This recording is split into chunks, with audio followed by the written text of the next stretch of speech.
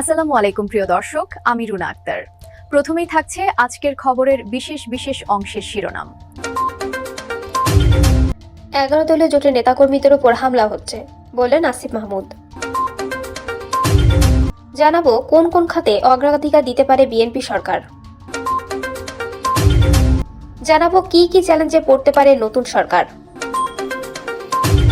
এবং সর্বশেষ জানাবো বিএনপির ঐতিহাসিক জয়, আন্তর্জাতিক গণমাধ্যমের প্রতিক্রিয়া। এতক্ষণ শুনলেন শিরোনাম, এখন বিস্তারিত খবর।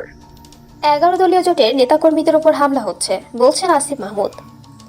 জাতীয় নাগরিক পার্টির মুখপাত্র ও কেন্দ্রীয় নির্বাচন পরিচালনা কমিটির চেয়ারম্যান আসিফ মাহমুদ সজীব ভুঁইয়া অভিযোগ করেছেন, সারা দেশে বিভিন্ন স্থানে এনসিপি এবং 11 দলীয় জোটের নেতাকর্মীদের উপর হামলা করা হচ্ছে, তাদের বাড়িঘর এবং পরিবার হুমকির সম্মুখীন। পোস্টে তিনি লেখেন, সারা দেশে বিভিন্ন স্থানে এনসিপি এবং 11 দলীয় জোটের নেতাকর্মীদের উপর হামলা করা হচ্ছে, তাদের বাড়িঘর ও পরিবার হুমকির সম্মুখীন। যারা বিজয়ী হয়েছেন তারা আপনাদের নেতাকর্মীদের নিয়ন্ত্রণ করুন। গণতান্ত্রিক উত্তরণের শুরুটাই যদি বিরোধী দল ও মতের মানুষদের নিপীড়নের মধ্য দিয়ে হয়, তা আমাদের জন্য লজ্জাজনক হবে। কোন কোন খাতে অগ্রাধিকার দিতে পারে বিএনপি সরকার? ত্রয়োদশ জাতীয় সংসদ নির্বাচনে বিএনপি 2/3 আসনে জয়ী হয়ে নিরঙ্কুশ সংখ্যাগরিষ্ঠতা পেয়েছেন। জেএনজিদের নেতৃত্বে সংগঠিত গণ অভ্যুত্থানে সাবেক প্রধানমন্ত্রী শেখ হাসিনা ক্ষমতাচ্যুত হওয়ার পর মাসের পর মাস ধরে চলা অস্থিরতা শেষে এই ফলাফল দেশে স্থিতিশীলতা ফিরিয়ে আনবে বলে প্রত্যাশা করা হচ্ছে।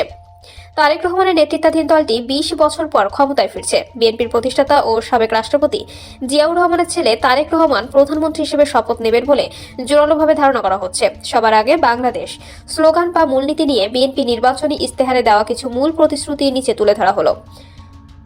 জুলাই সনদের সব দফা বাস্তবায়ন করা, যার লক্ষ্য হলো নতুন সাংবিধানিক প্রতিষ্ঠান তৈরি, দ্বিকক্ষ বিশিষ্ট সংসদ প্রবর্তন এবং রাজনৈতিক দলগুলোর প্রতিশ্রুতির সঙ্গে সামঞ্জস্য রেখে আরও ব্যাপক পরিবর্তন করা, বন্ধ শিল্প কারখানাগুলো আবার চালু করার উদ্যোগ নেওয়া এবং রপ্তানি খাতে বৈচিত্র্য আনা, বৈধভাবে পরিচালিত বিদেশি ব্যবসা প্রতিষ্ঠানগুলো যাতে তাদের নির্ধারিত লভ্যাংশ 30 দিনের মধ্যে নিজ দেশে ফেরাতে পারে সেজন্য কার্যকর ব্যবস্থা গ্রহণ করা, তথ্য ও যোগাযোগ প্রযুক্তি খাতে প্রায় 10 লাখ নতুন কর্মসংস্থান তৈরি করা, মুদ্রাস্ফীতির সঙ্গে সামঞ্জস্য রেখে ন্যায্য ও মূল্যসূচক ভিত্তিক মজুরি নিশ্চিত করা এবং প্রতি 2 বছর অন্তর তা পর্যালোচনার ব্যবস্থা চালু করা, তরুণদের মধ্যে কারিগরি ও ভাষাগত দক্ষতা বৃদ্ধি করা এবং সরকারি চাকরিতে মেধার ভিত্তিতে নিয়োগ নিশ্চিত করা, আন্তর্জাতিক পেমেন্ট সিস্টেম চালু করা, আঞ্চলিক ই-কমার্স হাব প্রতিষ্ঠা করা এবং মেক ইন বাংলাদেশ উদ্যোগকে উৎসাহিত করা, নিম্ন আয়ের পরিবারগুলোর জন্য ফ্যামিলি কার্ড চালু করা, যার মাধ্যমে নিত্য প্রয়োজনীয় পণ্য কেনার জন্য মাসিক বরাদ্দ থাকবে।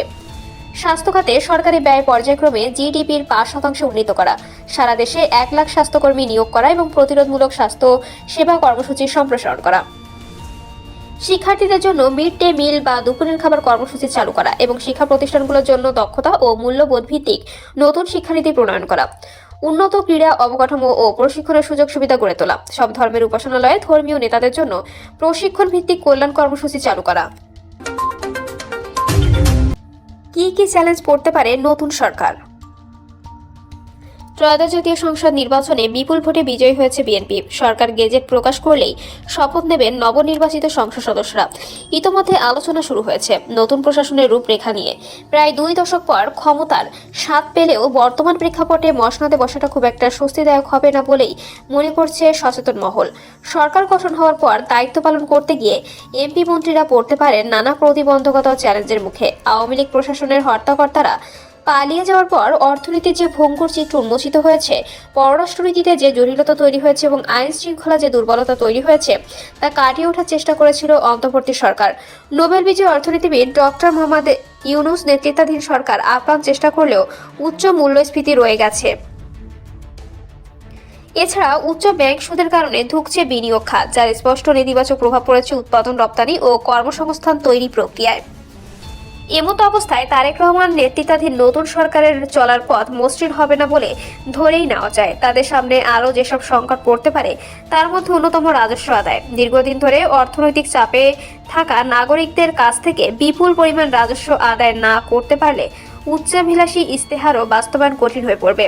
নির্বাচনী ইস্তেহারে দেওয়া দ্রব্যমূল্য স্বস্তিদায়ক রাখা, লাখ লাখ কর্মসংস্থান তৈরি, ফ্যামিলি ও কৃষি কার্ডের মাধ্যমে সামাজিক সুরক্ষার সহায়তা দেওয়ার প্রতিশ্রুতি বাস্তবায়নের জন্য সরকারের সমৃদ্ধ ভাণ্ডার দরকার, যা নেই। খেলাফি ঋণ, লুটপাট ও অর্থ পাচারের কারণে সরকারি ব্যাংকগুলো নাজুক হয়ে পড়েছে। অধিকাংশ বেসরকারি ব্যাংকেও অনুরূপ চিত্র দেখা যাচ্ছে। এরপরও এসব আর্থিক প্রতিষ্ঠান থেকে বিপুল পরিমাণ ঋণ নিয়ে রেখেছে সরকার। আবার বিদেশি ঋণের বোঝাও দেশের কাঁধে চলছে। একই সঙ্গে দেশের অর্থনীতি সচল রেখে এসব ঋণের কিস্তি চালিয়ে যেতে হবে। নতুন বিনিয়োগও আকর্ষণ করতে হবে, যা নির্বাচিত সরকারের জন্য আরেকটি প্রধান সমস্যা হয়ে দাঁড়াতে পারে। ব্রাসেলস ভিত্তিক আন্তর্জাতিক সংস্থা ইন্টারন্যাশনাল ক্রাইসিস গ্রুপ তাদের এক নিবন্ধে নতুন সরকারের জন্য অন্তত 5টি বড় ধরনের চ্যালেঞ্জের কথা উল্লেখ করেছে। তার মধ্যে বিশেষভাবে উল্লেখযোগ্য হলো আওয়ামী লীগকে ঘিরে রাজনৈতিক সমঝোতার মতো জটিল বিষয়। অবশ্য সংস্থাটি এও বলছে যে নির্বাচিত সরকার হওয়ার কারণে সমস্যা সমাধানে কাজ করার ক্ষেত্রে বাংলাদেশের নতুন সরকার আন্তর্জাতিক সম্প্রদায়ের সহায়তা নিতে পারে। বিশ্লেষকরা বলছেন, কর্তৃত্ববাদী সরকারের পতনের পর মব সন্ত্রাস সহ বিভিন্ন কারণে আইন শৃঙ্খলা যে পরিস্থিতি তৈরি হয়েছে তা থেকে উত্তরণটা এবং এটি করতে যে রাষ্ট্র ও সরকারের সক্ষমতা আছে প্রাথমিকভাবে সেটি প্রমাণ করাই হবে নতুন সরকারের বড় চ্যালেঞ্জ। তারা বলছেন, আওয়ামী লীগ ইস্যু ছাড়াও নতুন বাংলাদেশে যুক্তরাষ্ট্র, পাকিস্তান, চীনকে সন্তুষ্ট রেখে ভারতের সঙ্গে সম্পর্ক এবং বৈশ্বিক চাপ সামলিয়ে রোহিঙ্গা ইস্যুতে শক্ত অবস্থান নেওয়াটাই নতুন সরকারের জন্য বড় চ্যালেঞ্জ হবে। আওয়ামী লীগ নেতৃত্বাধীন সরকারের সময় জনগণকে বিষিয়ে তোলার নেপথ্যে যে কারণটি বেশি কাজ করেছে তা ছিল দুর্নীতি ও দলীয়করণ। রাষ্ট্রের প্রায় সব খাতে দলীয় কর্মী নিয়োগ দিয়ে প্রতিষ্ঠানগুলো সেবার পরিবর্তে রাজনৈতিক কার্যালয়ে পরিণত করা হয়েছিল। নেতাকর্মীদের ঠিকাদারি ব্যবসার আড়ালে রাষ্ট্রের বিপুল অর্থ ও অপচয় করা হয়েছে। সেই সংস্কৃতি থেকে বেরিয়ে আসাটাও বিএনপির জন্য অন্যতম বড় চ্যালেঞ্জ হতে পারে। এছাড়া শিক্ষা খাতে বিনিয়োগ ও শৃঙ্খলা ফেরানো, স্বাস্থ্য খাতে দুর্নীতির অবসান করে নাগরিকদের জন্য সুচিকিৎসা ব্যবস্থা করা নতুন সরকারের জন্য আরেকটি বড় সমস্যা হয়ে দেখা দিতে পারে। বিএনপির ঐতিহাসিক জয়, আন্তর্জাতিক গণমাধ্যমের প্রতিক্রিয়া। বাংলাদেশের ত্রয়োদশ জাতীয় সংসদ নির্বাচন তারেক রহমানের নেতৃত্বাধীন বিএনপির জন্য এক ঐতিহাসিক বিজয় রেকর্ড করে দাঁড়ালো। মাত্র 1.5 মাস আগে লন্ডনে দীর্ঘ 17 বছরের স্বেচ্ছা নির্বাসন থেকে দেশে ফেরেন বিএনপি চেয়ারম্যান তারেক রহমান। আর তারপরই এমন বিজয় তার রাজনৈতিক ক্যারিয়ারের সবচেয়ে উজ্জ্বল অর্জন বলে বিবেচিত হচ্ছে। বিশেষজ্ঞরা মনে করছেন, এই নির্বাচনের ফলাফল বাংলাদেশের রাজনৈতিক ইতিহাসে নতুন অধ্যায় শুরু করতে যাচ্ছে। প্রাথমিক ফলাফলের ভিত্তিতে দেখা যাচ্ছে বিএনপি এককভাবে নির্বাচনের বৃহৎ সংখ্যাগরিষ্ঠতা অর্জন করেছে, যা সরকারের নেতৃত্ব ও নীতি প্রণয়নে একটি শক্তিশালী অবস্থান নিশ্চিত করবে।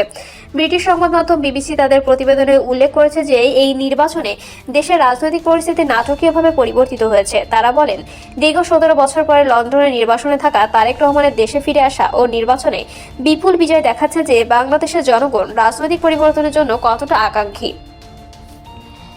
ব্রিটিশ বার্তা সংস্থা রয়টার্স তারেক রহমানের বিজয়কে ভূমিধ্বস জয় উল্লেখ করেছে।